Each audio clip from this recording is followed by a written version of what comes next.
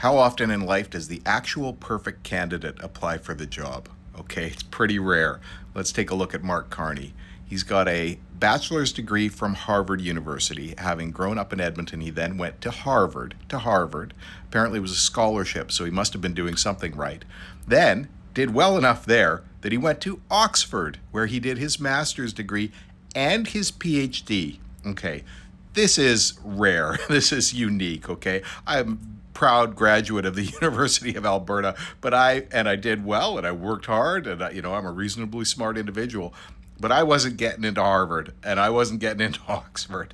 I mean, we're talking the highest level candidates at this point, right?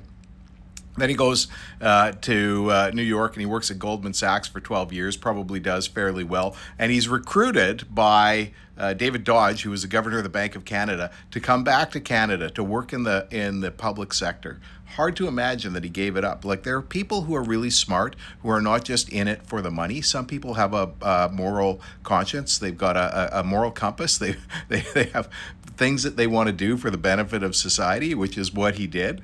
Of course, he became the governor of the Bank of Canada, did a great job with that. And then he was recruited to be the governor of the Bank of England. He was the first person who wasn't like somebody living in England who was recruited to be the governor of the Bank of England, coming from little old Canada. And during his tenure there, of course, they had the Brexit vote, and he discouraged people from doing it, and then he discouraged people from a hard Brexit, and he was, kept things stable all during that time. But he warned them. I warned you.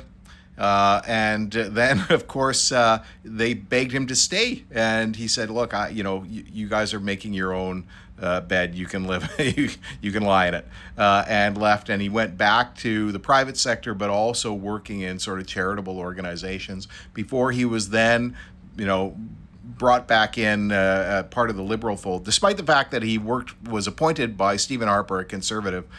He's always been a guy who's had a moral compass, and of course, so joined the Liberals. And now we get this opportunity to have this guy as the Prime Minister of Canada. I mean, how lucky can we be?